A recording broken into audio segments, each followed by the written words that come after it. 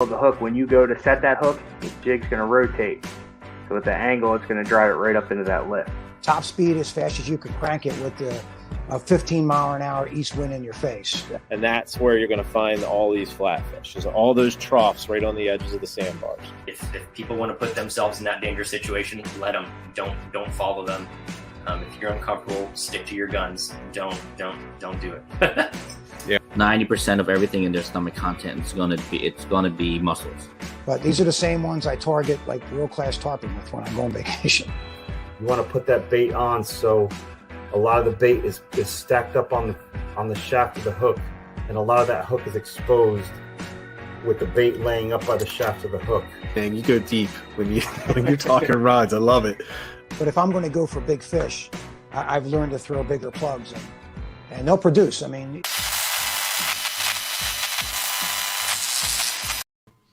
All right. Hello, everybody. Welcome to the Fat Dad Fishing Show and live stream and podcast. My name is Rich. I am the host of this show.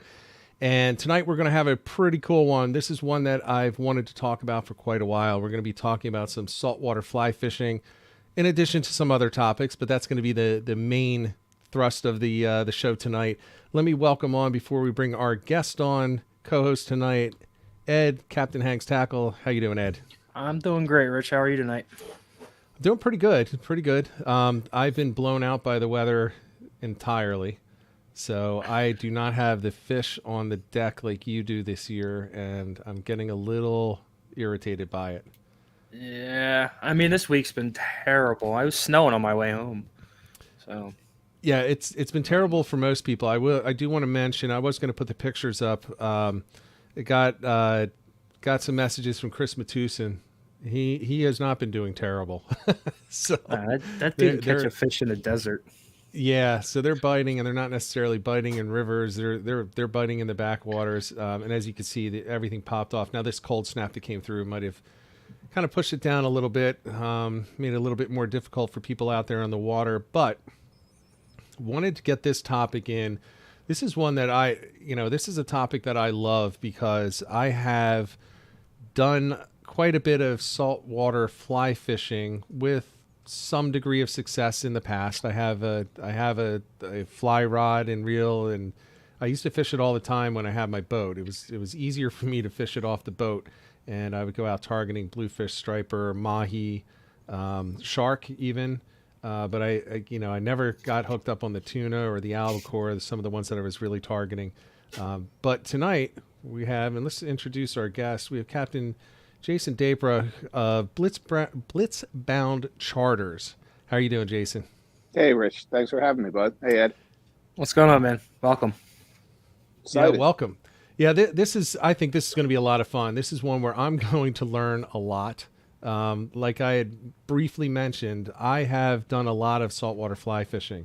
I don't consider myself to be, I'm certainly not an expert. I don't even know that I consider myself to be above novice level, even after all the years, because it was all self-taught. The only thing that I learned from somebody was the cast. I saw Lefty Cray at a show when I was little, and he showed me how to cast, and then I got one of his videos. But that's about it. Otherwise, I'm just not. I'm worse off than you are. Yeah, but you know what? So is 95% of the people out there. Yeah, fly fishing is pretty damn cool. It's fun as hell. It has its place. I run a charter business where I'm on the ocean or in the back bay. A lot of the time, and I'll look at my guys and say, fly only, Jace, fly only, Captain. That's all I want to do. I'm like, well, maybe you don't really want to catch fish today. It's not. Right. It's not for every single day. You got, it's damn fun when the fish are going, when you have a plan, when you have structure, when you're presenting things. But it's really just, it's a nice choice. It's a nice option to have. And I'll admit there's really nothing like catching a fish on a fly, because you're feeling it. You're feeling everything. You have your line in your hand when you feed a fish. Right. You're strip striking. That's pretty awesome. Awesome stuff. I love it. I will never forget the first striped bass that I caught, which was actually the first fish that I caught on the fly rod, and it wasn't even big. I could have sworn it was a 40-incher. I think it came in at like 21. Even still, 40. Oh yeah, I mean it shocked me. You know, my adrenaline was going crazy. It's quite the experience. So yeah, we're going to talk all about that tonight. But before we get into that, Jason, will you go through and tell us just a little bit about how you got started in fishing, what your background is, what your experience is? Because you're not, you know, you're on here because we're talking about saltwater fly fishing, and that's one of the big things that you do. But your experience goes well beyond that. I'd love to. Thanks. I'd love to talk about myself. That's what I just said. Sorry about that, boys. Typical fly fisherman, right? Yep. You know what, fellas? I'm sitting in my garage right now. I'm surrounded by, I can't tell you, it looks like a tackle shop. I can't tell you how many fishing rods, whether it's conventional fly rods, tuna rods, largemouth bass rods. Since I was a little kid, my Bible was the Bass Pro Shops catalog. You boys remember that when we were, we were 12, we didn't have the internet back then. So when we were 12, 15 years old, I'd get home, I'd read that, I'd wear that catalog out. So I've always just been so into it. Little kid, I'm probably the only 8th grader ever who told their parents I wanted to own a fly shop someday.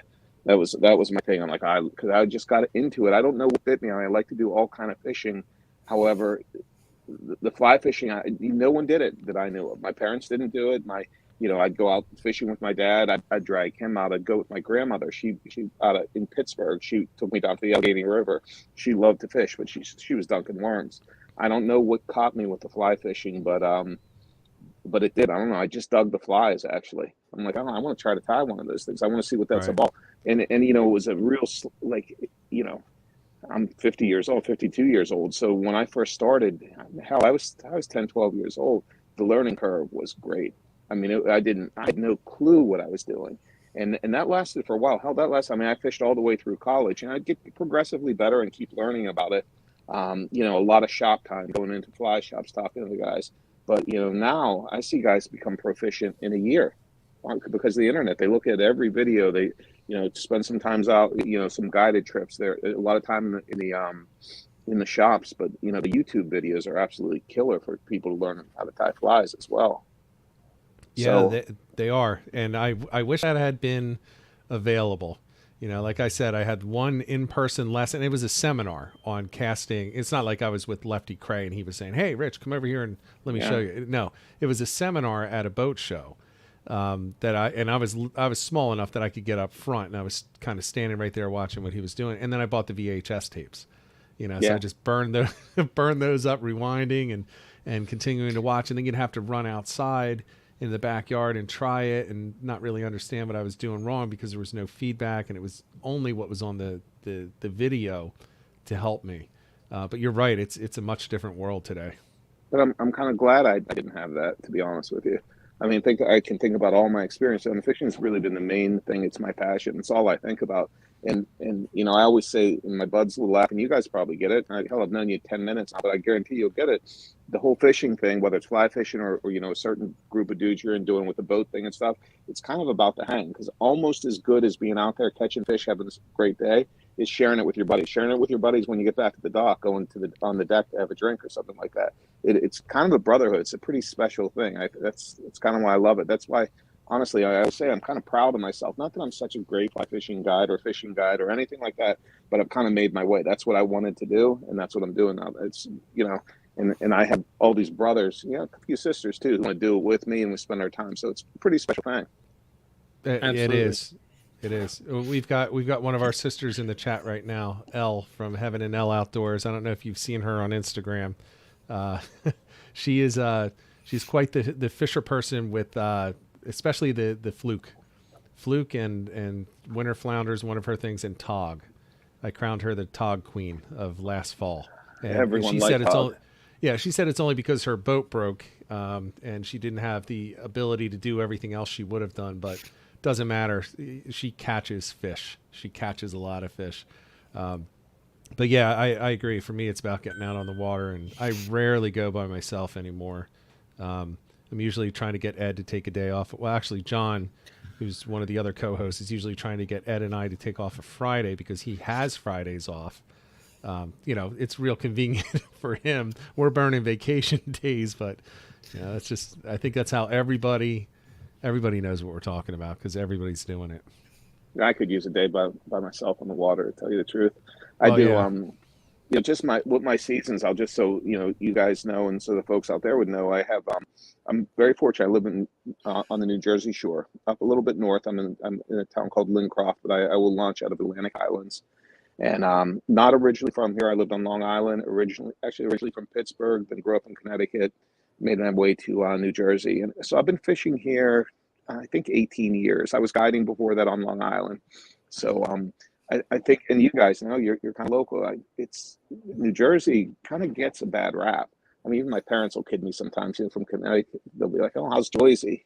Just saying it. But it's a number one, it's a damn good place to live. And number two, it's a damn good place to fish. The season we had here last year with the big bass early in April, tuna in May, 10 miles, tuna, you can see the city, you can see the Verrazano Bridge, you can catch tuna, all the way through. It's really just an exceptional place to fish. And I guarantee you there's no place you have a better chance of catching a 50-pound striped bass on a fly than in New Jersey. It's just not. They're up, they're here, and they're in tight spaces. Right. It's you have a good shot at it. Absolutely. Well, that's the hope for a lot of people. I personally don't know if the 50-pounder is actually on my list of things that I want to get, but man, I'd take a 30-pounder on a fly. I would take that to start off with, baby steps up my way. I might have to get a charter with you. I'd be happy to catch a rat on the fly, man. I can't really guarantee a 50, but my trips are funny up here because it's a lot of, when you're on the Jersey Shore, we're gonna have an April bite probably real soon here, which it starts early, and that's mostly in Raritan Bay. It's in back, and it's all because the bunker there. The bunker had been there all year. So it's not the best fly fishing opportunity. I'll tell you right now, the dudes who are throwing the flutter spoons and big tsunami shads and stuff like that, that's really going to get it done because they're in 25, 30 feet of water. I still take my fly guys out there. I beg them to drop a flutter spoon or to throw, nice conventional or spinning gear because it's a lot of fun. Catching a 35-pound fish is better than flailing away for 7 hours and not catching one.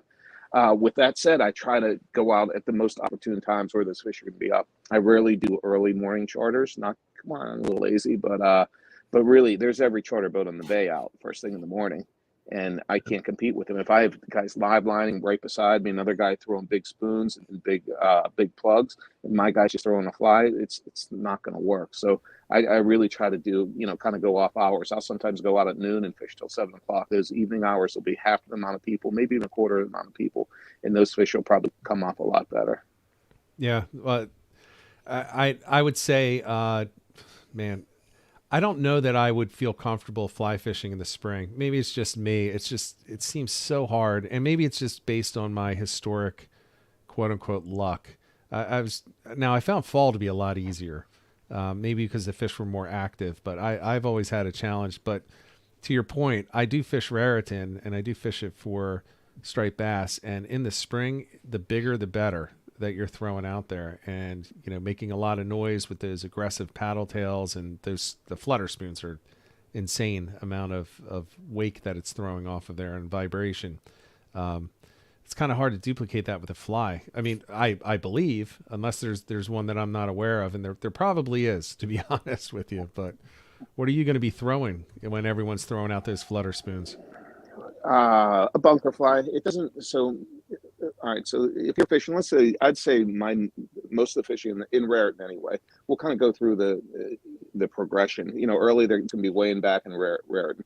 Fish are going to work their way. So we may be, fish anywhere from 5 to 10 feet of water, out to 25 feet of water within Raritan, and mostly bunker. They're on the bunker schools. So we're going to set, a lot of times we're throwing 450 to 550 grain sinking lines to get the fly down. And that's just a game. You have to go from bunker school to bunker school and see what's lively, see what's up, if there's any fish on top. If they're on top, you go to an intermediate line and do it. But in the bay, really not so much. So really it's a game of just going, trying to fish in that. I think the most effective way to fish a sinking line, as deep as you're going to go, is maybe 20 feet. Maybe. I don't really think so. I think I'd rather have them at 10 to 15 feet. And when you're doing that, you're not really casting. Yeah, you're throwing it off the front of the boat, but I'd rather have you throw it up current and just kind of feed that line out, let the boat go by on the drift, and then some big strips back in. It's a way to do it, and we hook up, and guys who only want to fly fish do it, and I love it. It's great, and when you do hook up, it's special for sure. But really, I think my very favorite time is, and I got to tell you, we have a lot of 50-pound bass. It's not because of me; it's because I have good anglers, and we know that we have the right conditions. We go once you get into May and then really into June, you get out front on the ocean and you start following the fish. And my best friend is really the gas station attendant, because I need a full tank of gas. I am going to run on that ocean. And when every time you stop on a bunker school and you throw, I'm not giving anything away here, but everyone knows I got in trouble for saying this before, but you throw a big dock, you know what a docks plug is? It's about an 11-inch. It's a musky. I will grab one in a second. I'm grabbing one right now. Yeah, go ahead. Ed, do you know what it is? No. Sinking line. I would have never thought to sink it. I would think you would. We're back into a docks plug. This is probably can you guys see it? Yes. You guys got it? Actually, move it a little bit over. There you go. Yeah, and I can isolate you as well. So this is a little bit smaller one, actually. So picture this thing right here. I don't use hooks. Actually, I use the 11-inch one, which is a little bit longer. So I'll be throwing this thing without hooks the spook all day long. Go ahead. No, he's okay. Go ahead. Yeah, so I will be throwing it. We do a lot of tees. We go up. We find the bunker school, and I'm right in the middle of the boat. I have a 28-foot boat without a T-top because I tease and switch. I cast immediately from the middle of the boat, and I I try to pull them up. I get those fish going on the docks plug, and and they just blow it up. I rip it out of the way. The guys cast their flies, and that's probably and then strip as soon as, because those fish are going to hang out where the bait disappeared when I pull it out. And that's probably, I don't know, 75% of my big fish come that way. And it's awesome. Yeah. Absolutely awesome. That's got to be awesome. So I want to go into detail on all that stuff. But before we get in there, so you're not just fishing for striped bass though, right? I mean, you're fly fishing a bunch of different species throughout the year. So what does your year typically look like for your charters, or even not charters? If you just had a year off and anytime you went fishing, you got paid, like you brought guests, what would you be doing? Yes, I dig the stripers. I love it. And I think probably, I don't know if it's what I'm best at. I really do. I love it. My next season is, I'll go back and forth a lot. I go to the Upper Delaware River, in the Catskills. And I drift boat fishing, and that's fly only. Absolutely no spinning rod. They're all wild trout. They're too, they're just, honestly, they're too special to catch on a spinning rod. It's very technical fishing, but I'll tell you what, it's a special place. And going down the river, I have a drift boat with an angler in front and back, and it's and again, you really have to. It's a great place I wouldn't say to learn, but it kind of takes you to that next level, because if you spend a lot of time fly fishing in saltwater, what are you doing? You're trying to get distance. You're trying to manage your line. You're trying to throw a straight line, correct? When you're on this drift boat, I'll say, there's a fish 45 feet away. I'm going to drop the anchor. I'm in position. I'll drop the anchor, hop up in the front of the boat, and make a dry cast with a dry fly and present that thing. You have to throw a curved line, reach up so the fly will have a good drift presentation right over top of it. And and we can work one single fish for 45 minutes. It's a really an awesome experience. And you feel like you're out west. I'll have one of my bird dogs on the boat with me. We'll have eagles up above. Yeah. It's really, really a special place. Yeah. And that's the type of freshwater fishing that, I would love to do, not out there to just try to fill a bucket or anything like that. And sometimes, honestly, I feel, even though I'm throwing 95% of everything back, I kind of feel like I get in that kind of rut, saltwater. In saltwater fly fishing, to me, you just don't get that challenge as often. When you can see that fish, that fish is there, and that you have to tempt it because it's a wild trout, which means, translation, smart trout. Yeah. I mean, that's a whole different thing, and that's a whole different skill level too. I mean, you're using multiple different types of casts then as well, right? Yeah, you are, for sure. I mean, really, you can get by. If you're in the front of the drift boat, it's always going to be, you're going to throw one cast, really, but the cast has to be special, because I made some decals this year. some new logos with the trout boat with my dogs on it, and it says, Blitzbound Guide Service, and underneath it says reach in big letters with exclamation points, because it's the most important. I probably say it 500 times every trip, because when you're feeding the fish downstream, more or less quartering and downstream, you can't throw a straight line. You have to throw at the fish and then reach your line up so all your line lands upstream. Right. And the bug lands, and your line is behind your bug, so it just has a very natural presentation over your target, which is the rising fish. So I can tell you, I've tried that. I'm not good at that. You'll get good after the day of me yelling reach. Well, yeah, and that's the motivation that sometimes you need. But yeah, that's something that I definitely would need to improve on for freshwater, which might be why I really like the saltwater. Naturally, I'm going to prefer saltwater just because that's kind of how I was brought up. But let's jump a little bit into that kind of stuff. Let's talk a little bit about more of the technical side. So let's say we have people in the chat that want to get into or want to give it a go with some saltwater fly fishing.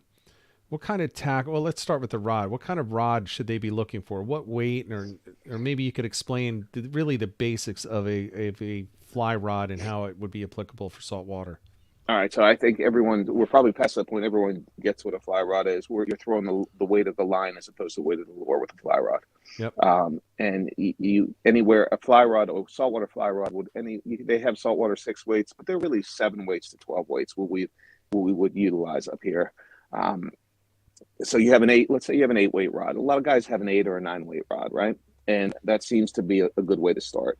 And you can probably catch probably 90% of the fish we're going to catch up here with an 8 or a 9 weight rod, whether it's false albacore who run like hell, or 25 or 30 pound bass on an 8 or a 9 weight rod. I have every time I'm out on my boat, I have 6 10 weights. I have nothing else but 10 weights for bass trips anyway. And that's mostly what I do.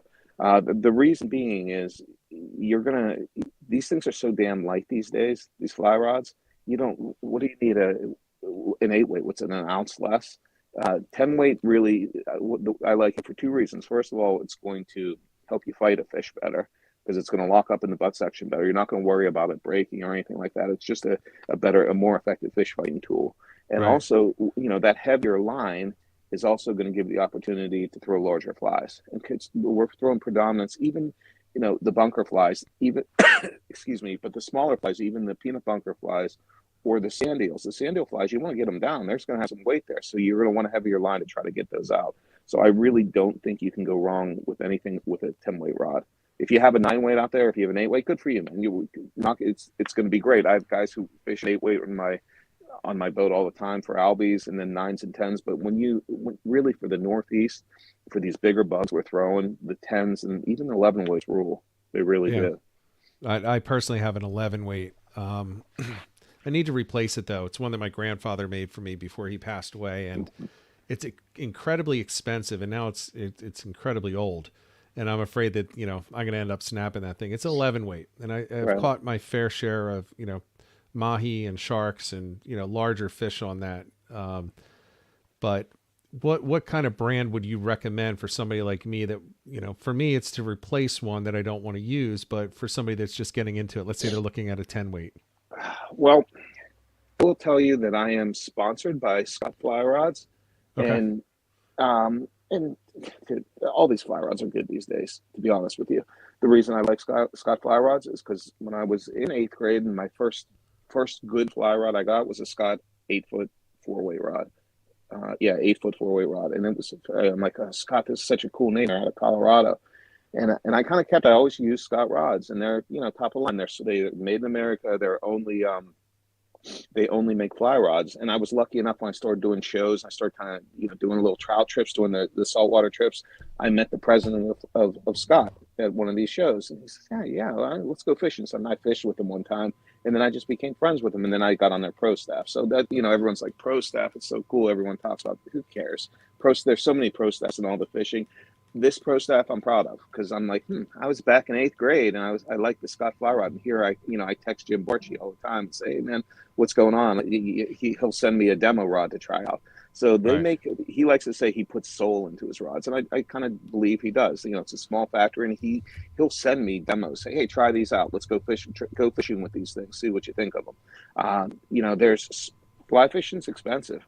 There's no doubt about it. I'm certainly not saying you need to go out and buy their Sector or Centric, which are $900, $1,000, but there's, you know, you kind of get what you pay for right off the bat, to tell you the truth. So you can you are looking at an investment right off the bat, $400 to $500. If you're going to go that route, it's you know, I'm not, there's other brands called Reddington or the lower Orvis models, and guys, again, once you buy those and you get, let's say you buy you know, you buy yourself an Orvis 9-weight for $200 total beginner package, and you'll get proficient with it. Guarantee you're a fishy dude. You're going to get proficient. Then you're going to do a couple charters with me, and maybe you go out in my drift boat with me, and you're like, Jace, I like that Scott rod. I'm gonna have to get one of those. I'm gonna have to get 2 of those. It's just a natural progression, fellas. That's the way it is. It's funny. I don't know, Jason, if you're looking at the chat, but Brian's making fun of me, saying that I'll have a heart attack at how expensive those are. I tend to go cheap on this stuff, mainly. I always have to qualify it, mainly because I fish mostly out of a kayak, and I had the potential to lose a rod at any point, and I definitely don't want to lose a fly rod because of the cost. Top out of a kayak for sure too. Yeah. Now I will say to Brian, I do have a rod holder that has a special lock for fly rods, so that as long as I have it locked in there, and of course if I go over and I have it in my hand, I'm not letting go. But I am prepared for that. Now I do know that it's expensive. Like I said, the reason I'm not using my one is because it's a custom, which is extremely expensive. Back when it was made, it was, probably could have sold it for about $2,000 at the time, because it was literally top of the line. That's what you get with a grandfather who wanted to make the nicest rod possible for you. But I'm not in that category now, so I'd be looking at something less expensive. But to me, now I have heard Scott is good, and I did talk to a guy down in Stone Harbor who actually used that brand, and he was telling me really the big thing is after you pick that rod, you got to find the right reel. And what I have right now is a 20-some-year-old, maybe even older, scientific. What is it? A scientific? Something? I know what it is. If it's a Cyangler rod, yeah, I know exactly that.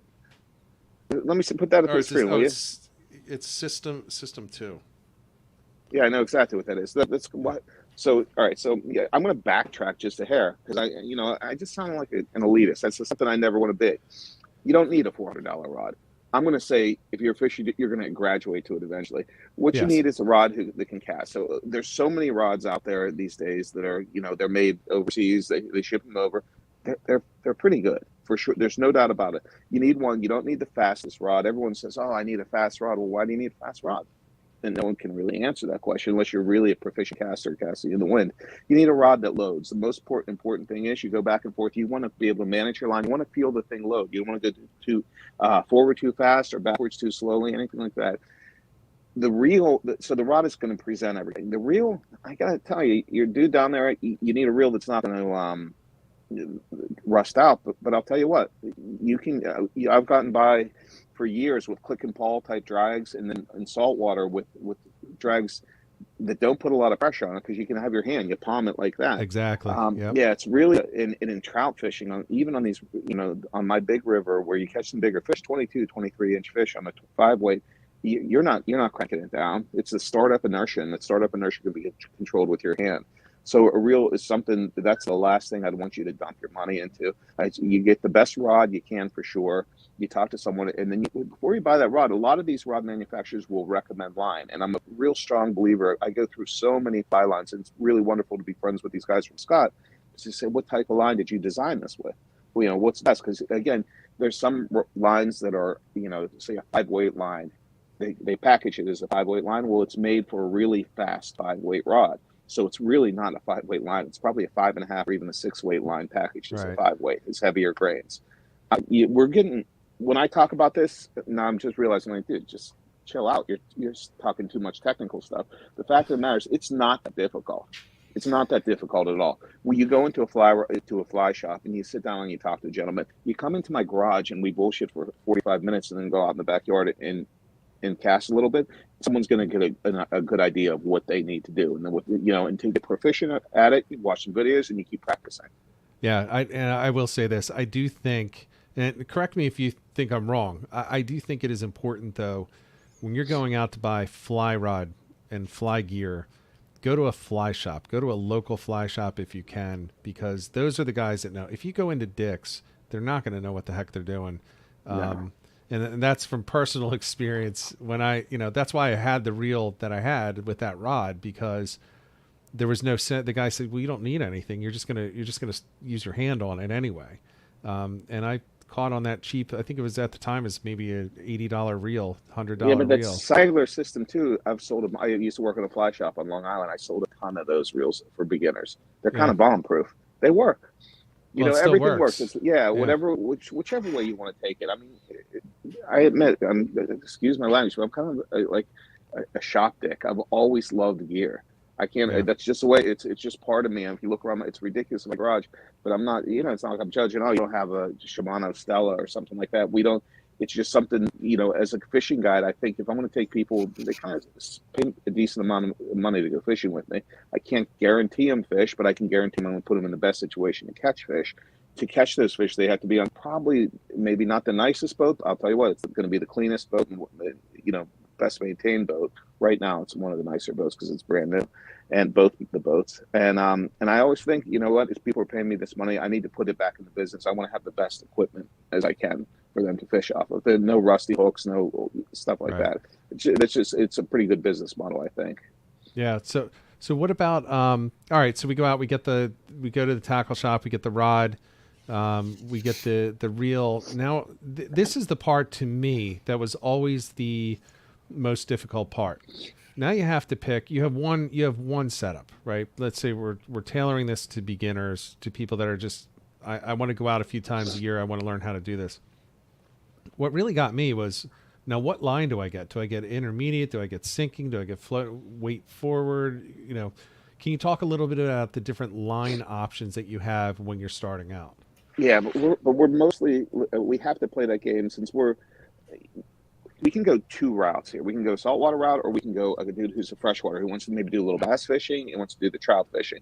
So let's touch saltwater first. Saltwater, ask yourself where you're going to be fishing from. Is it going to be from the beach initially? Do you have a boat? You can probably get away. Honestly, I can't say this. I only fish one area in New Jersey, but for me, I can get 80% of my fishing in, 75% of my fishing in with an intermediate line. That's a line that's typically, it's going to be easier to cast, by the way, because it's a thinner diameter than a floating line. And that's going to usually sink maybe 1 inch, 1.5 inches overall. It's intermediate. It just goes below the surface. That's in a weight forward line. To start with, there's no other. For saltwater, I mean, you guys can talk about shooting heads and stuff like this. You need a weight forward line. There's different heads, but you just buy a basic. You can go into a fly shop, get the best fly line you can, because some of the cheaper fly lines will fall apart. But you go to a scientific angler fly lines. The beginner MDX taper or the striper taper. It's going to be a good line for you. It's all going to be weight forward, and I'd definitely say an intermediate taper.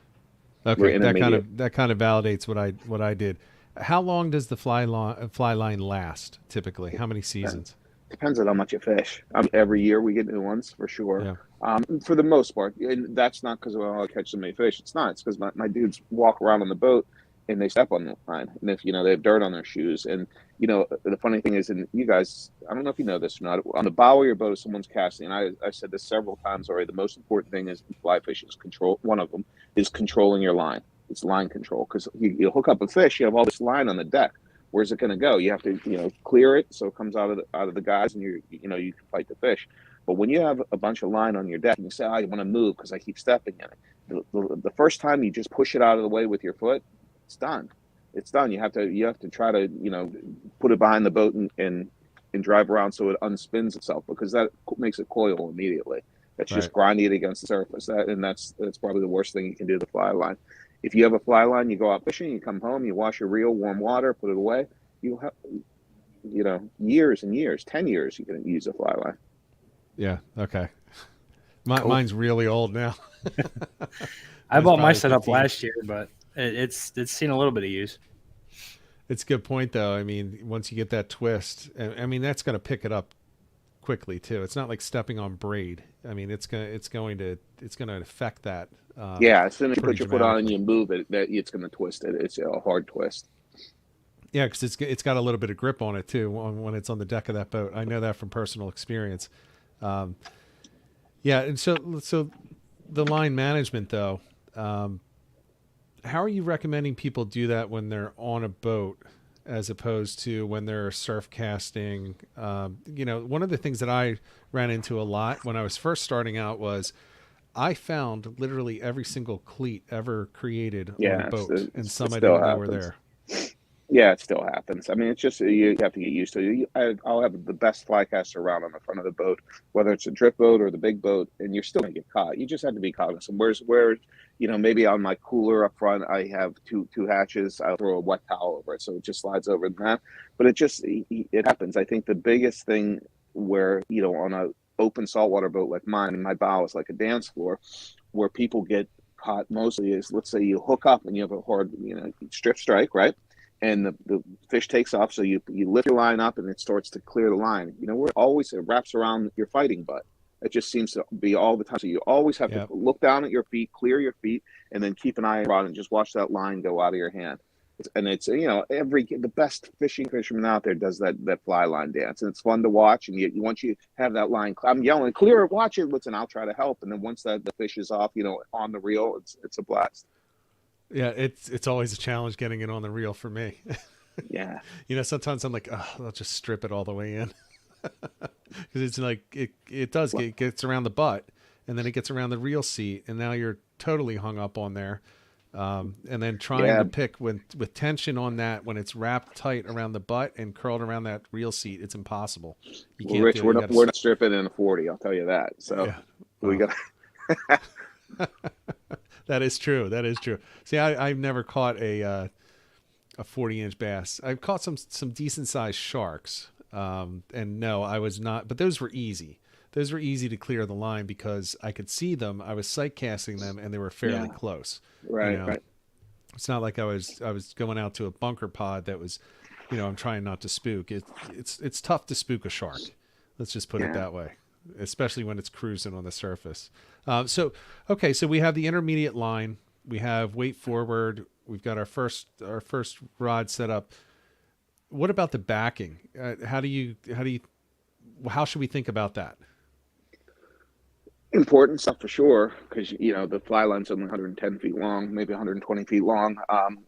And I kind of put it on, forget about it. I use gel spun backing, 30-pound test on everything, whether it's on my little trout reels or on my bigger saltwater reels. Okay.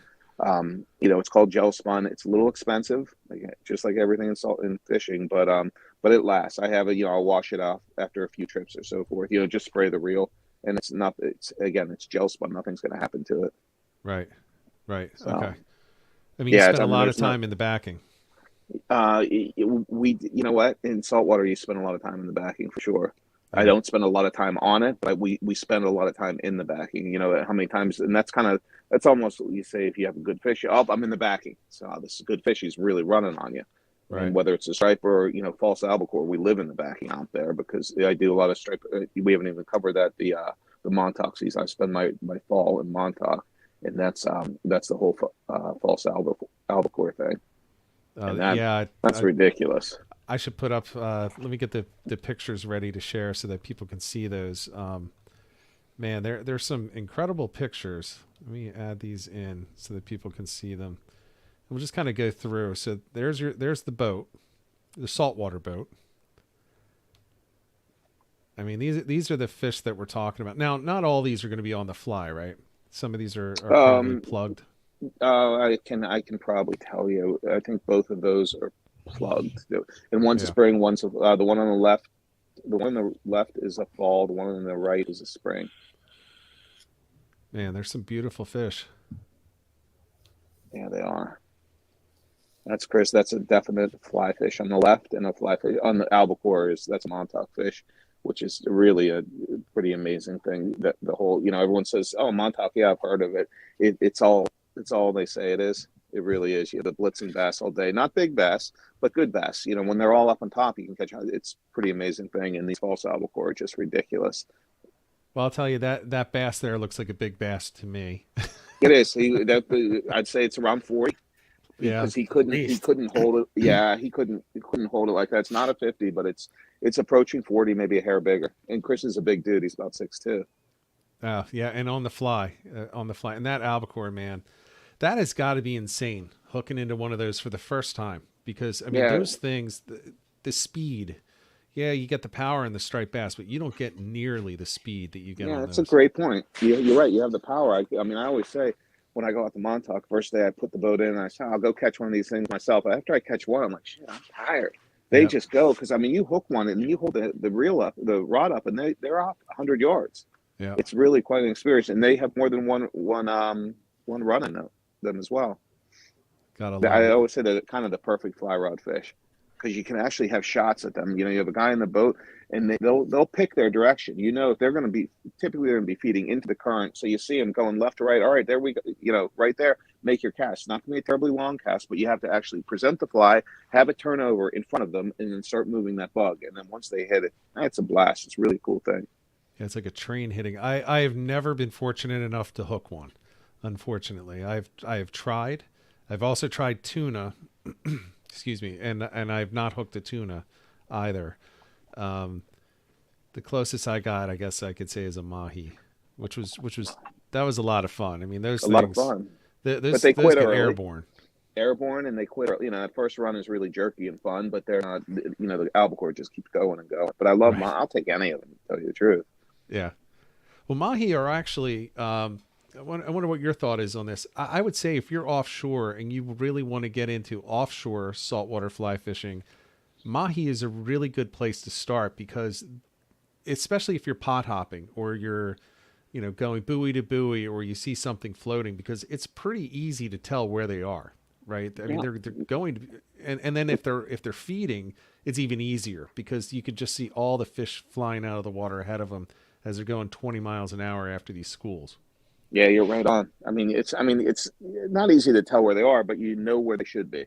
So we stopped. We were 20 miles offshore. Last year, I got the boat. We said, let's start running this thing around offshore. We stopped on a 2x4 that was only, I don't know, a foot long. Oh, let's take a cast at 34-inch fish. Yeah. It's really it's incredible how they congregate. And that's because the bait fish are there as well. But yeah, they'll if they're there, they'll typically eat. And it's crazy. They'll, like you said, you can stack multiple fish under a 1 foot piece of wood. Yeah, it's neat stuff. There's one. Yeah, look at that. That was honest to God, that was the fish from last year where we stopped. That was the biggest one we caught that day. He just said, you know what? Let me just throw a little epoxy jig at that thing, at the piece of wood. And the next thing you know, it ate. Oh, cool, it's amazing. And that picture on the right, I had to use that for the thumbnail for this video, because I love that with the fly just taking up its entire mouth there. Yeah, it's neat. I mean, half the fun, I take so many damn pictures. It's fun. And, I'm really not, like, I've been doing a few talks lately, and I usually don't, and thanks for sharing these, but I usually don't say, okay, guys, here's the big fish we catch. I hate that stuff. I hate talking at people. I love talking with people and just talking about my season, because I think my seasons are really cool and they're really fun, and I love to share, talk about it. And I like to hear what other people have to say, because there's a lot of time I'm at a DU meeting and the people are like, oh yeah, I fish this stretch of the Delaware and this is what I do here. I'm all ears. I want to learn too. Yeah, it's amazing. You can have some of the best fishermen in the world, and let's just throw John Skinner out there for flounder, right? He can catch flounder, he can catch striped bass, but if you think he can't learn from a guy who's been fishing his entire life in South Carolina, you're absolutely crazy, because he's catching flounder in an entirely different way than Skinner is, and they both work probably just as well. I think there's nobody that's going to know everything. There's nobody. And as soon as they say they do, that's when you can probably stop listening, because nobody knows everything about, even one species. There's so many ways to catch them, so many techniques. And, we had we had Mike from Northeast Jig on, and he was talking about the thing with the colors. We have nuclear chicken up here, which is really popular, and they don't use it down south. And then when they started using it, they're like, wow, this works. They talk about using jigs for tog and sheep's head down south. That's new. The Outer Banks just got that 2 years ago. The shops just started stocking those, but up here it's kind of, yeah, that's what you do. You don't use rigs all the time. You use a jig in the shallow water, and it was all new to them down there. You want to hear a cool thing about color? Yeah. So this is more on the trout side of things, but if I really think back of some near misses in saltwater, it's the same. Oh. I think we lost him. We lost him. He'll be back in a minute. Yeah, I don't know what's going on with my internet tonight. It's being crazy. So I thought something happened to me. I'll say this. Last week there were, welcome back, Jason. Last week there was actually a Streamyard issue, which is what, for the people that don't know, that's what we use as our streaming platform. It's called Streamyard. And there was a huge outage that was interfering with some things. So maybe that's what's happening, because the two of you have now been bit tonight. So, but it happens. It's a live stream. So it's now, when I was gone, you couldn't hear me, could you? No. I was swearing up a storm. Right? That's yeah, good. we didn't hear you cussing at the screen. Yeah, one thing I want to share. You just disappeared. Showed how I learned in the whole color thing, and this was pretty cool, I thought. And so some guy was telling me, and I was doing a presentation. It was not this year; it was last year. And we're talking about how selective the trout are. I'm like, oh man, my guy would make a really good cast. It was perfect. It was a perfect presentation. And those fish are so smart. They'd come up, they'd put their nose on it, and then they'd turn around, they'd turn away. And there's been times where someone would throw not necessarily a popper, but something with presentation wise, slower presentation, where a bass would come look at it and turn away. And so we were talking. He says, I really strongly believe that a fish is going to go up and look at something, go to eat it, and get close enough and look at the thing. Because you know why? Because it had the right profile. But when they get that close, it's the wrong color. So you switch colors up, and it certainly works in trout fishing. And I think we'll start giving it a try on the saltwater side too. But I think it's really important, especially when you get. I don't think when you get refusals. I think your profile is probably correct, but your color is wrong. Yeah, I mean it's enough interest to get them close, and then they're rethinking it at the last minute. So either you're not working it well, or I think you're right. I think color has a lot to do with it. Yeah, but a great point though with saltwater, because you are working a lure, you're actually providing the action, so that could be exactly the case as well. Trout fishing, it's not definitely the color, but you know what? It's a dead drift. We're not doing a damn thing, and they're putting their nose on it, and they decided against it. So now for bass in the saltwater, are you using natural colors, or are you going more the neons, the fluorescents, stuff like that? I light it up a lot. I like the pale yellows. I like some purple. I like it. I think if again, Rich, you've kind of hit the nail on the head there. If you're working it correctly and if you have the right profile, I mean, if you look in my big fly box, a lot of there's, I don't know if you guys can see, you have some muted colors there, but you have some lavender in there. You want something to light up a little bit, which is right. Something. And these are the size of them, but a big fan of this olive and yellow. I'm trying to match the hatch, and if you look at a bunker, it has some yellow hues. It has that olive. As that kind of dirty color. So there's not a lot really. I mean, yes, Lefty says if it ain't chartreuse, it ain't no use, and they work for sure. But I don't throw as much chartreuse. I mean, a little yellow there, but I don't know why pink does it, man. Pink and white with some yellow mixed in. I mean, the best lure I've ever seen for albacore and then some stripers is a pink sluggo. Who knows why? I mean, albacore crushed the pink sluggo when they're really eating anchovies that big. Can't say no. Maybe it has something to do with squid. Right. So let's talk about the flies a little bit, since you shared those. Did you tie those? Some. And some. I have some really good dudes who tie a great bug. I'm like, hey, help a guy out. We have a question. If you do your own flies, I do. I try to keep up. I have a lot of seasons, whether it's Jersey, whether it's trout flies, or whether it's Montauk. So a lot to keep up. And we do go through a decent amount of flies really later in the season. These big bugs will last a long time. And there's one out of the box like that. I mean, this thing This will take a while to tie. You got it right there. Yeah, there's a lot on there. Yeah, there's a lot on there, but it's also translucent. You can see through it. There's not a ton of material used to tie it. You just have to tie it top and bottom. So you have that. Again, you have the profile. And this thing has caught fish before. I cleaned it up and I put it in a bag. So these don't, the stripers really don't tear them apart. And I'll be honest with you, when you're, fall, we're catching a ton. I think Richie had mentioned it's easier in the fall in Jersey. I think it is. It is. They're blitzing. They're coming down the coast. They're eating like crazy before they go, spawn, or before they go south. In the spring, we will have action up on top for sure. We will have some blitzes, but I hate to say we're not catching 25 fish. We're working for 3 or 4 fish, but those 3 or 4 fish will probably 2 of those will be 2 of the bigger ones you ever catch. Yeah. Wow. And what patterns are you typically? Let's stick with the striped bass to start. What patterns are you typically going to want to throw? And does it change throughout the year? It changes a lot, just because the bait. But bunkers become so popular here, so very popular. So it's a bunker fly. A high tide, Popovic's beast fly, something like that. Really a garbage can fly they call, which is really a deceiver tied with extra heavy. And then again, I talk about high tide. The reason I say is if you tie on a typical fly,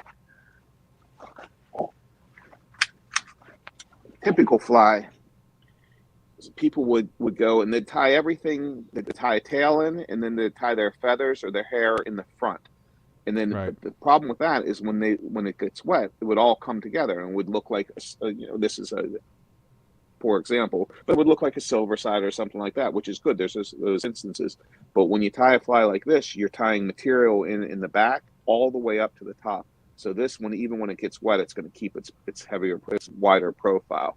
And that's because we're, what are we talking about? We're just talking about bunker, and this is a peanut bunker fly, which works really good. It has been used. It'll be used again. But that's not, so you don't have to have 1,000 flies. You can have 6 good bunker flies, 6 good, maybe a few more peanut bunker flies, because they really chew those up. But really our other baits this time throughout the year, sand eels are very, very important. Right. You guys know what sand eels are, long, and they can be anywhere from 3 inches up to 6, 8 inches actually, which you go a little offshore. And the fish, that's really a fall thing. It's been a fall thing. Didn't show up too well last year, but we got a few. The bunker really stayed around. And then really my only other really heavy forage bait fish would be the anchovies, and that's mostly island Montauk, the small 2-inch type bugs. So something like this, you're talking like a sand, the sand eel. Yeah, it could be. Just like that. They'll eat that. Yeah. I have the same. So I'll give you if we go, we're just doing a comparison. I mean, we're catching and actually we'll catch albacore, and we will catch, and that's not big, guys. That's beautiful. Girls. And that's it's just easy. Someone, I think one of you guys mentioned the tubing. And this is a guide fly. This is since I've been tying this fly for 20 years. Paul Dixon taught me it one day on the dock when I was kind of a newbie. It's you tie your material in, you put this piece of tubing over, tie it off, put some epoxy on, and you're done. That is a guide fly. It's a 2-minute fly. Yep. You don't. It becomes like surf candy.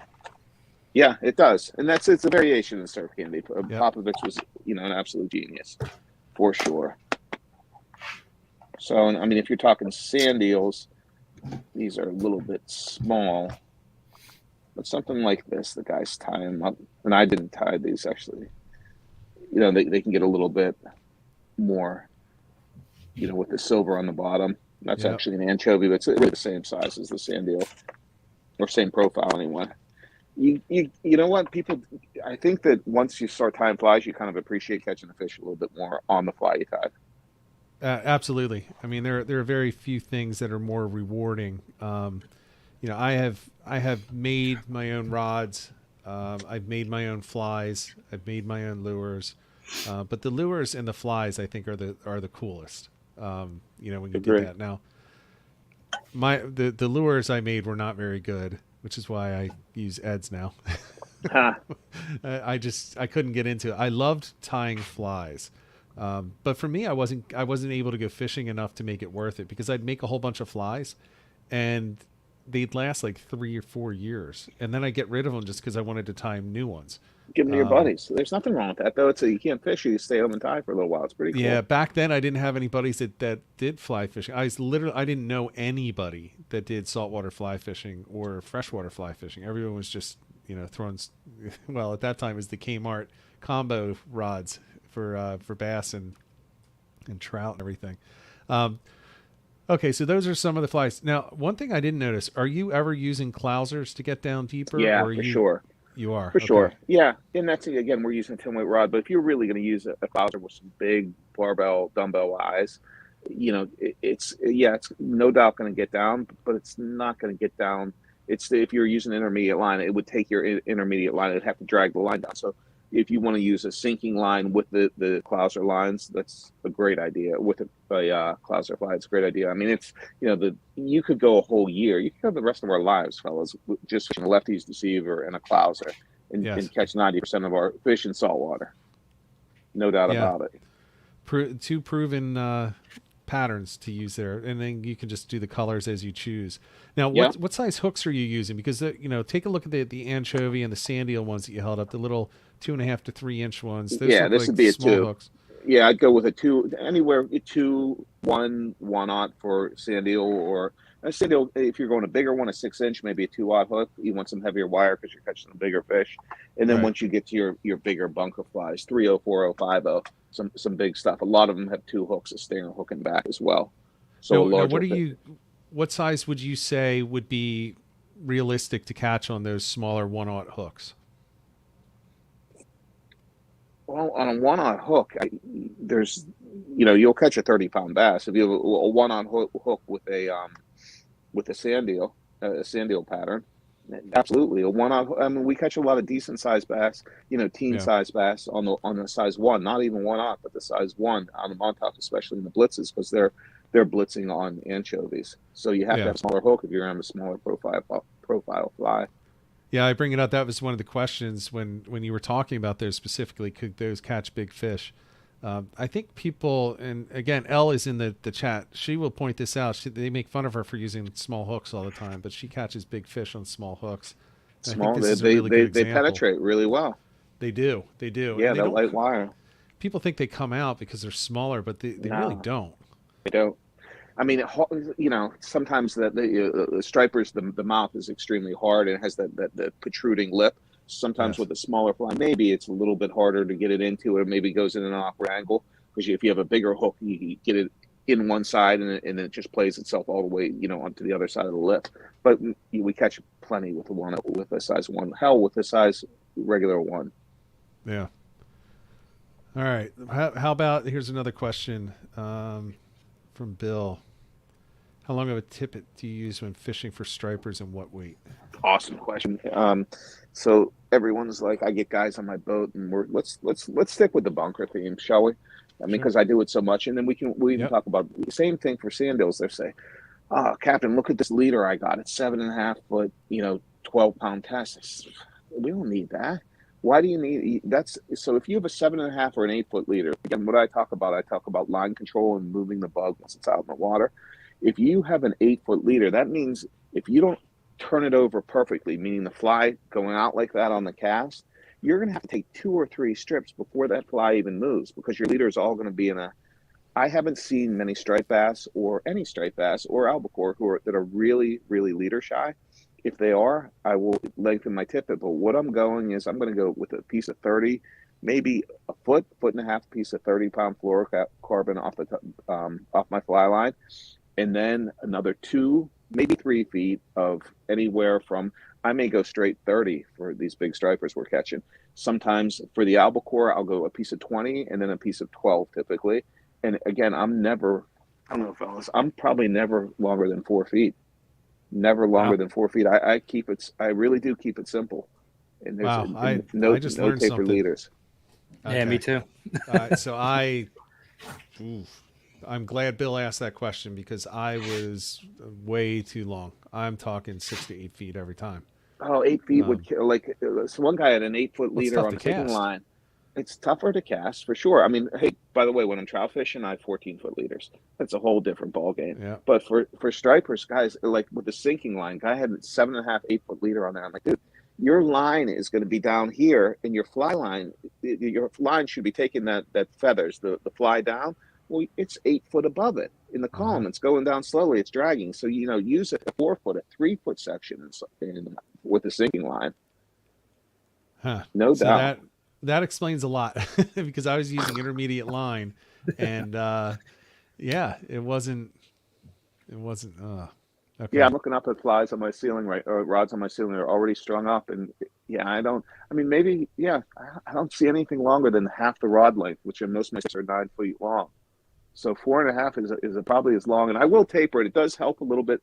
If I'm going straight 30's a thicker and it's a stiffer line, I'll go straight 30. That's fine. But when I go albacore, I will go a piece of 30 and then I'll taper it down. I'll blood knot a piece of 20 and then maybe a piece of 12 on there. Okay. Just so it continuously tapers over. Yeah, I still like the blood knot. Yeah. Yeah, I'm no good at that. I don't know why. Probably because maybe it's because I haven't tied one in a decade. Yeah. What knot? If you're going to put 20 to 15, what knot would you use? I don't even know what I would use right now, to be honest with you. I don't even remember what I used to do. It's been so long since I've been fly fishing with where I've had to tie it together. I don't know. That's a great thing about we have to go, but the good. I said I'm glad I didn't grow up in this day and age with all the information. I liked earning it, kind of. However, the other day I got into kind of the tuna offshore last couple of years. Not that I'm good at it or anything, but I'm putting the effort in. I'm like, oh, what is it? I think it's the FG knot. How the hell everyone talks about the braid to the leader? And it's the toughest knot ever. Well, you're watching you watch two YouTube videos, and you're like, wow, I'm freaking good at this. I can do it on the boat even. It's the learning curve it's helpful. Yeah, I learned to do that in the dark in my kayak while I'm pedaling to another spot. It looks complex, but it's really not. You can do it all by feel. You don't need to look at anything. As soon as you get the first 2 wraps, you're done. It's just the same thing over and over 10 to 13 times. Yeah, on how long you want the knot to be. Yeah. Yeah. Well, I let the spool of the mono leader hang, and I keep the in my teeth and the rod. I just pull back with my head so there's the tension on the braid, and then I let the spool hang, the one loop over each side, and now it's hanging on its own, and it's perfect tension. Right. Perfect tension. Now, I do tend to at night I don't cut the tag sometimes. Oh, that drive me nuts. I end up having to retie the whole damn thing, but even for the big fish, inshore I'm using the double uni knot. It's so easy. You can do it in your sleep. It's just for 30-pound braid to 40-pound or 50-pound leader, it's as easy as you can go. Yeah. Yeah, I guess I will stick with the FG for now. I honestly, it's confession time. I don't even know how to do a uni to uni. I've never done one in my life. I guarantee if you go to YouTube after this, it'll take you 27 seconds. You'll be like, oh, that's pretty easy. I'm done. Yeah, well, that's what it's that easy. Yeah. Yeah, one of our other co-hosts, John, always tells me just do the uni to uni, and he makes fun of me. But it's like, I'm happy with the FG. I can still do it in under a minute. But and that's pretty solid. That's pretty solid right there.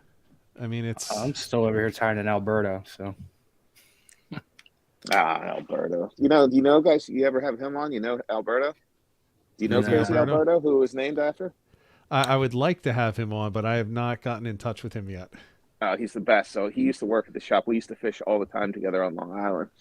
And the dude's he's magic, man. He works hard. He's not because he's such a good angler. He works hard. He's always out in the middle of the night. And this was back in kind of our day on the island. And I text him sometimes. I'm like, dude, I was watching a pro bass tournament, and the guy's like, oh, just the Alberta or not.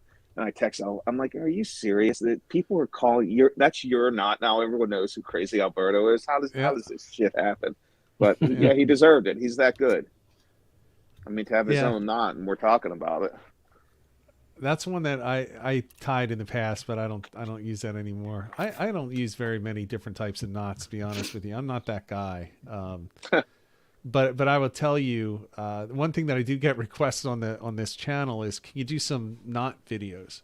and show us how you're tying it. I'm like, nope. There are so many out there right now that are so many really so good good. ones. Yep. There's no reason for me to be fumbling my fingers up close so you can look at my fingernails. You can just look up 100 different FG knots, and there's probably going to be 99 different slants on it, and you're going to find one in the first 5 videos that's going to work perfectly for you. So I just recommend people do that. But so would you say the correct answer that I should have given you was that I should tie an FG knot on those, on that leader, or the 30 to the 12? You can tie whatever you're comfortable with, but I do. Yeah, 30 to 12 is a little bit. You're gonna have too much of a hinge there. I'd go 30 to 20 to 12 probably, or 30 to 20 to 15. And I like kind of light diameters, and I will blood knot it because it's just easy with the heavier saltwater lines. Gotcha. For sure. All right. Well, we've gone through a lot of the gear stuff, and I want to make sure that we don't go through this whole thing without talking about a couple of other things. So your typical day on the water, and you kind of alluded to this earlier. It's not just, unless the guys force you to, or the clients force you to, you're open to different types of fishing, spinning gear, trolling. Yeah, I guess. Absolutely. No trolling. What's that's right.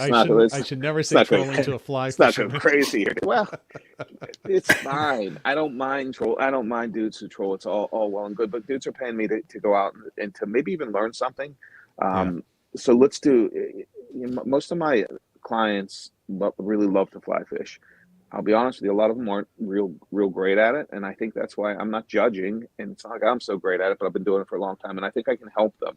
And it's kind of real life situations where they're like a little bit of a rocking boat. They have to. Hey, just remember this thing when you just let that line straighten out when on your back cast. That's going to help them. They'll remember it. So it's always a learning experience out there. So if dudes want to fly fish away. There are going to be times where it is rocking and the fish really aren't up, and we know that you can get them. We're drifting over, 4-knot, 3-knot drift over a ridge where if we drop, a bigger. I don't use bait, but if we drop a bigger bait, if we throw a plug, give it a try, man. Try this Shimano or St. Croix rod with a Von Sol reel with it's light, but it's so strong. Let's catch a fish on it, see what it's all about. People are blown away. They have a blast. Yeah. Absolute blast. So I don't like people saying, "Oh, you're using a spinning rod. That's cheating. It doesn't count." Count towards what? Towards my tip. That's bullshit. But it's not a game. It's not a game. You're there for an enjoyment. It's great to catch fish. It's not. And if you have one of you guys, I'm sure you guys are good with the spinning rod. If you have a total novice with the spinning rod, the dude who's better with the spinning rod is going to catch more fish. So there's skill involved. There's skill involved in all of it. Absolutely. Absolutely. 100%. It is true. Especially if you start fishing docks, you start fishing, heavy structure. If you're not able to put that cast with the spinning rod in the right spot, especially around a dock, you're just going to end up clanking off of it and spooking everything. Oh, dude, that's funny. You mentioned it was COVID who got me back into, so I was kind of shut down for a little while with COVID. I couldn't go upstate. I really couldn't take clients out on the ocean because the rule, and this was 2 years ago. So what am I doing? It's April. And I got a John boat and I started watching. We all did farm ponds for large bass when we were a kid. So there's a nice lake really 2 minutes from my house. Put my John boat in my truck, got a couple of trolling motors, and I'm doing this bass fish. I go out by myself. It is a blast. And let me tell you something. I go all in with everything. I mean, I got bags of soft plastics and bait, and I'm not fly rods either, fellas.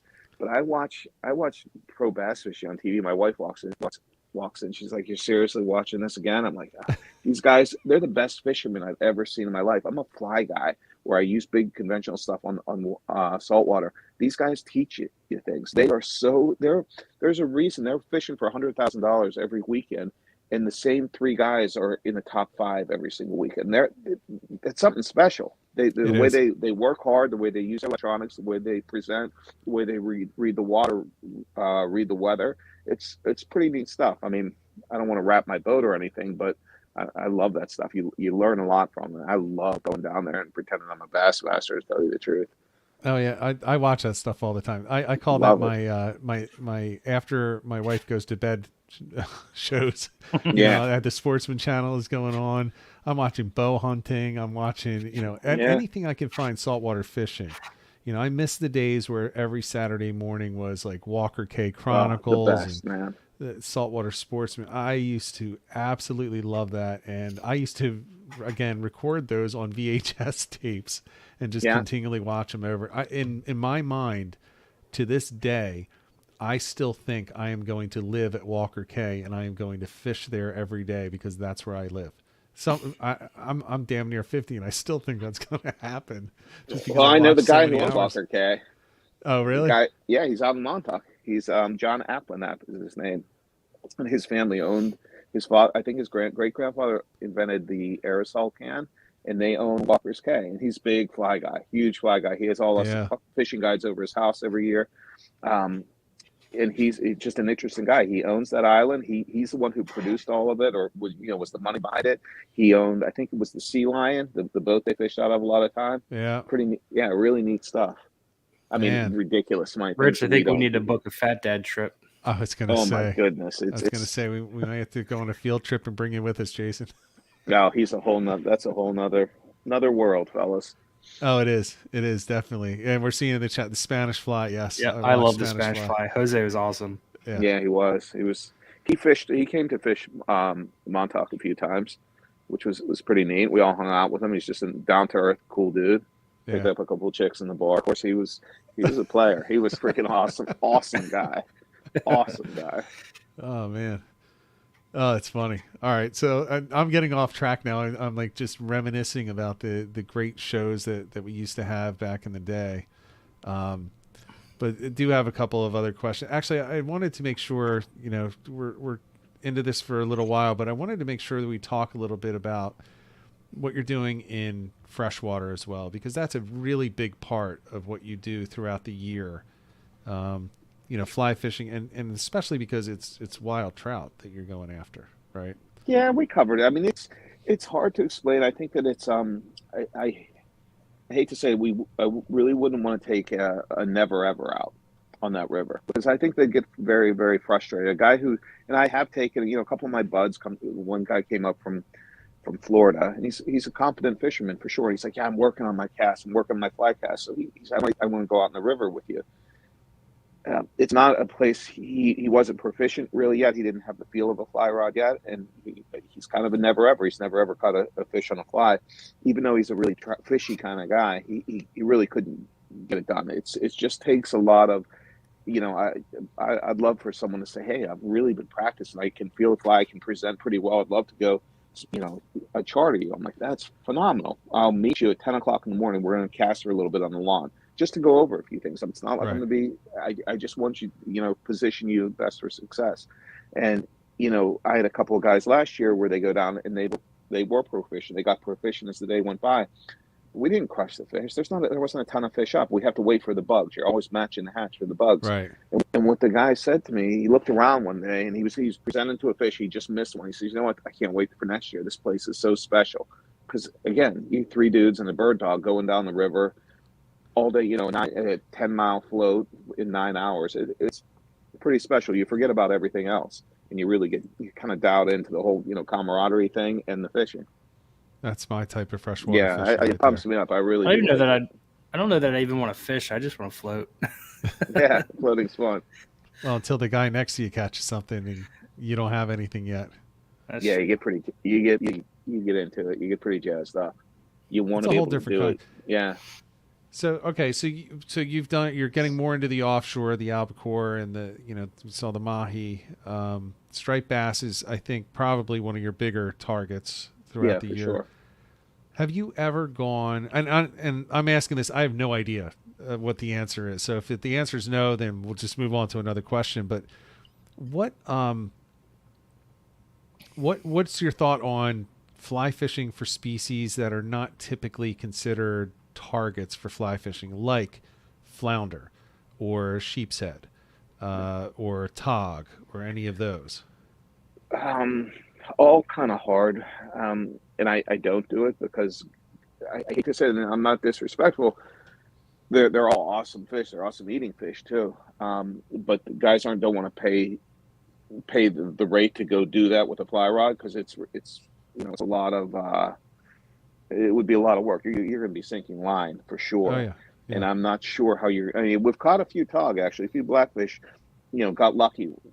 Dredging sometimes. Oh my God, we got a blackfish, but it doesn't happen real often. It's just, I mean, they're ground fish, and it's hard to feed a ground fish with a fly. Yeah, I was thinking, I always say it would be great to catch one on the fly, but it's really tough to get a fly down deep like that, especially around structure, because the fly is just going to naturally pass right by it unless you have no current, which that's going to be pretty tough. You're not catching and fish I'm talking if you don't have any current.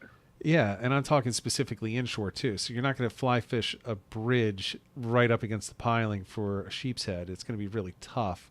But I've been thinking about pulling this fly rod out and going out on the flats for flounder, with 1 foot of water with a popper. I have caught them on a popper. Oh, that's cool. Yeah, way cool. Yeah, I just wondered if you'd ever. Well, you don't actually you don't have a flats boat though. I did. I used to, and I used to do flats fishing all the time. But we didn't spend any time on flounder. It would be striped bass. Right. That goes. So watching them. Okay, we got them at 11 o'clock, 70 feet. They're coming. Left to right. That's the kind of thing we do. And I guess it would be an odd charter if somebody says, "Hey, I want to go fly fishing on the flats with you for flounder." Yeah, it would be a little bit odd. I might be the only one that might do that. I really don't do any fluke or flounder trips. I think there's guys who are real good at it, and there's a lot.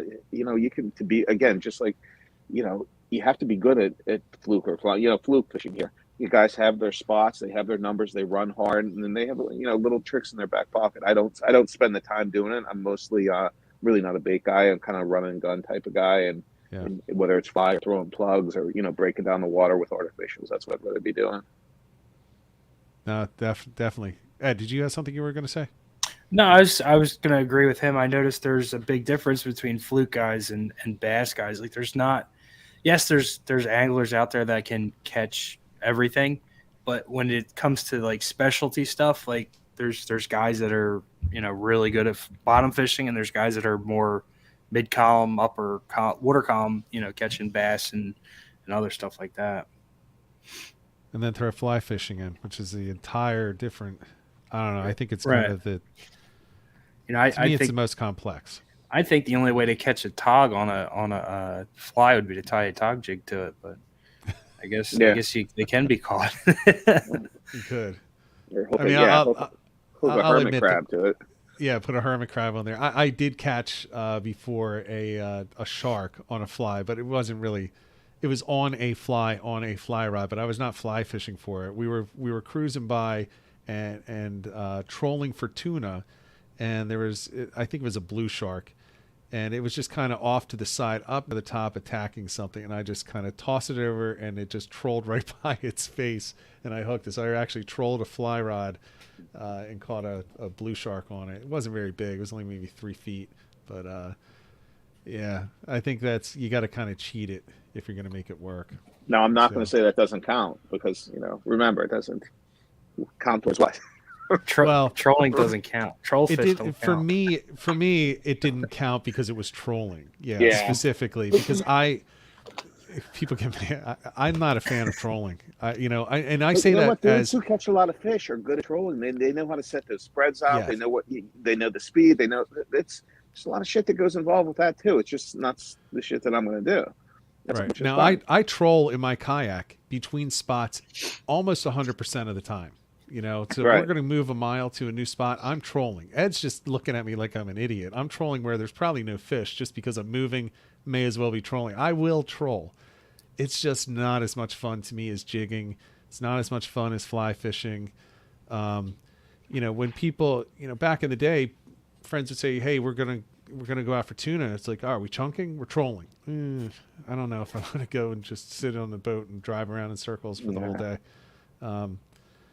It's just not my thing. Now, it's not my thing every week. I would still go out on trips, but back then I was going out multiple times a week, and it just wasn't my deal. So yeah, we caught a couple stripers this year on the troll, but I don't know. It's I don't enjoy it. Like it's a lot of work, especially with the mojos trying to figure them out. Oh man, they kill, they crush. But those, I mean, that's what I have to deal with too. And again, if you, go ahead, dudes. You guys can mojo, that's fine. But if you really think about it, man, we mark a lot of bait, and this is a thing too. In the bay, you'd mark that bait and you'd mark the fish. And why aren't they eating right now? And you'd see a mojo go by, and they'll, you know, those mojos, those are stiff sticks. They're ripping the jaw out of those things. They're ripping these things out of a school. That could turn the school off for sure.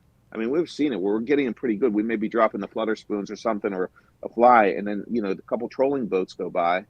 That's gonna halt the action for sure. And if you think about, we're in 20 feet of water, but if you think about it, people are like, oh, we're in 20 feet of water, they're 20 feet down. Your boat's longer than 20 feet. It's not that you're disrupting them. Yeah.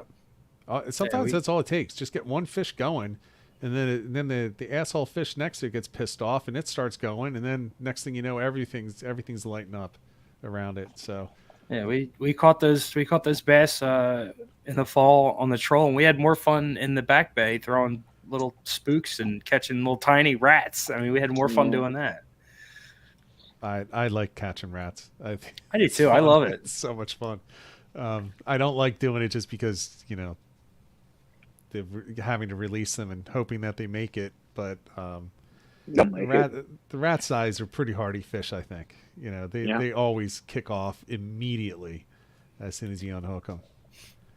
All right, so Jason, we had one more question I wanted to get in before we kind of wrap this up, and this is from Bill. He's just asking, when you're fishing the Upper Delaware, you know, what areas are you actually fishing? What does that mean? Hey, Bill, I love it. Thanks for asking a question about it, man, because I love it up there. West Branch, so I don't know if you fellows are familiar. You have a West Branch, which comes from a desert reservoir, and you have the East Branch also coming from a reservoir. And they combine in Hancock and they make the main stem. So the West Branch probably the most popular because there's probably the most amount of fish in the West Branch. It's a little bit smaller. You know, it's a lot of wading opportunities, a lot of drift boats. I don't really dig it, to be honest with you, because I don't want to drift down the river in my boat with clients and have 15 other boats in the same, not in the same stretch, but you see a lot of other boats. And the big thing is you're going to get in the way of, you know, there's a fish rising down there, and there's a gentleman walking up to it. So you got to leave those wade anglers away. So, you know, there's a lot of pressure. So I stay away from that. I also stay away from the East Branch. Also really awesome river. Definitely, the lower East Branch is a nice sized river. Great on a drift boat when the water's high, but that's a very temperamental river. Long story. You know, I went too long here, but I love the main river. I love the big river. I'll fish it even almost down to, I'll fish it down to Damascus, which people say is more marginal trout water. Two things I want to do. There's still bugs down there. I get away from the people, and, you know, you have a better experience. But that whole, I mean, if you're starting at the fly shop, maybe right before you get on the West Branch and go all the way down to Damascus, is really, really good trout water. And, you know, April, May, even into June that's kind of where you'll find me when I'm floating that river. Which so where I don't know if Bill would want to. I'm guessing he does. Where would people find you if they want to see if you have any open dates left for either the freshwater or saltwater? Yeah, it's so embarrassing. My website, I swear, is 18 years old. I haven't updated it. But, you know, email, or Ian can post it, or it's really social media. It's you know, Blitzbound on both Facebook and on Instagram. Right. And it's, you know, my phone number's on there, and people know I'm pretty interested about booking. I think I'm a little different from a lot of guides, with the exception of Montauk, where I book every day, twice a day for a month. In New Jersey and even on the river, I kind of know who wants to fish. I've been doing it for 20 years, so I have a list of guys or people will call me, hey, Jason, let me know about this week, or, you know, these couple of days. And I'll look at conditions on a Sunday, and I'll make my calls. All right, well, you know what? I think our best days to catch fish in New Jersey it's going to be Tuesday, Thursday, and Friday. Because I look at the weather, I look at the wind forecast and stuff. Because I don't really dig boat rides, to be honest with you. I really have to give my guys the best chance. You know, Delaware is pretty solid because you know when the bugs are going to be coming off for sure. But it's also very dependent on water flow as well. You want to have water in the river. You know, it can go. The main stem of the Delaware can fish anywhere from 800 CFS, which is a little bit low, and my favorite height is 4,000 CFS, cubic feet per second. So I like a lot of water in the river. That's a big difference. Yeah, I could talk about the river for a long time. It's really addicting. Really, really wonderful place. I got to tell you, I love that answer that you just gave about how, here are the best days. Let's pick one that works for you. Because most guides will just say, I have this one open day, take it, and you're going no matter what, which I get, it's the business. But I don't fish weekends. Doing it. I'm not doing it. Maybe on the river I'd make an exception, but guys, if a guy really wants to present a fly and catch a fish, New Jersey's just gets a little bit too crowded, and even the Delaware does. So I'm usually I'll fish during the week, during the hot season. Well, Everybody wonders why I love. Go ahead, Ed. Everybody wonders why I love having a weekday off. Yeah, it gets dangerous on the water in a kayak. We spend half our time trying not to get run over. And I love ducking back in the creeks where nobody else can go. Yeah, you'll get a jet ski back there every once in a while, but not too often. So it's not, you can still hide on the weekends, but we have people I know, again, in the chat who won't fish, who refuse to fish on the weekends, as you do. So I can't blame you for that. Folks. I have to set things up as best I can, and you want the best experience. And sometimes I think, if I can avoid it, if a guy can fish us Monday instead of a Sunday, we'll do it. Although I'll tell you what, Jersey Shore, great time to go out, and so I'm kind of going back on my word again. But Sunday afternoon, because everyone kind of burns out by they get up early Sunday morning. Everyone's done by 1 o'clock. You put your boat in at 2 o'clock, you have some real nice late afternoons. I think those fish get hungry too because they've been beaten up so much all weekend and didn't feed. That's by Sunday evening they're ready to chow down. It's pretty cool. I do like fishing Sundays. Yep. Yeah. And last year, or not last year, it was the year before, when I was fishing mostly solo that year, because of the whole COVID thing and everything. I went. It was almost exclusively on Sundays because I got away from the boat traffic. I think you get away from the traffic, even in the summer on the way home because everybody's already home by 8 o'clock. I'm just packing up at 9 at night and then heading back. Definitely agree with you there. So, all right, are there any things that we missed that we should add in before we go? Nah, I just went on too much, I think. But I enjoyed talking to you. I don't think so. We all like fishing. I love to talk about it. It's definitely an addiction, but it's also an addiction, as I like to say. We can talking about it's almost as good as going sometimes. So, yeah, it's what gets us through. It's what gets us through until the season opens, and then for the Monday nights as we go into the summer, it's what helps us ease ourselves back into the work week. Just talking about the previous weekend and everything. But Jason, thank you so much for coming on. Really appreciate it. Lots of great information, and hopefully we can get you back on sometime and we can go even further into some of these things. Especially as some of the folks that are in the chat who are also, by the way, addicted to fishing and have that same passion, as they get further into fly fishing this year, and maybe there's some intermediate to expert level questions that they may have. Hopefully I can get to the intermediate level and have some really good questions for you coming up. Well, I appreciate anyone who's listening or watching or whatever, reach out. Send me an email. My information's on social media. I'll always return an email or give a call. It's just good karma, I think, for fishing. So, and I like to talk about it. Yeah, agreed. Well, thank you again. Thanks.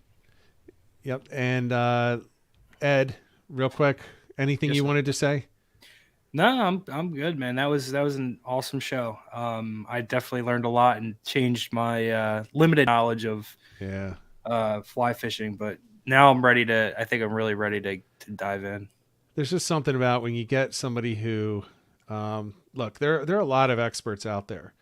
But when you get somebody who you can tell just has that passion for fishing too, along with the expertise, and most importantly wants to share it and just, talk about it, man, that to me is the coolest thing. And that's the kind of people that we want to have on for everybody. So thank you again to to Jason for coming on. Ed, thank you. Everybody, thanks for checking in. This is going to go up on the podcast. It'll be up there after some editing with Ed dropping off and Jason dropping off and me saying 1,000 ums. I'll clean it up for y'all. It'll be available on all the podcast platforms around probably 12:01 a.m. on Thursday. I think it's going to be the magic time every week. So it'll be up there. And as usual, sharing it out to people. The biggest thing is ratings. If you can rate it, even if you have to lie, no, don't lie.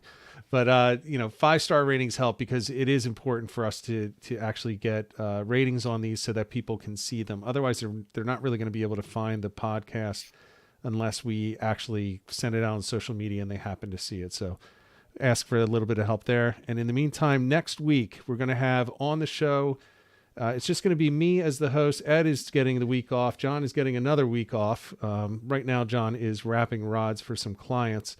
I'm going to have on with me Adam Helm returning. We're going to have on Ed Hornsby, and we're going to have on Rob English. And as you can guess by the names, if you're familiar with any of them, they're pretty big names. We're going to be talking about how to choose a fishing kayak. And, we've got pro staff. We've got pro staff for multiple brands, running saltwater guide services and running shops. With multiple brands. We're going to dive into everything you need to know when you're trying to figure out what to buy when you're going out to buy a saltwater kayak. And actually, we're going to talk about freshwater as well. So if you have any interest, jump into that next week, and it's going to be a great show. So in the meantime, everyone, try to get out there this weekend. Good luck to you, and get some tight lines. Have a good one. You too. See you.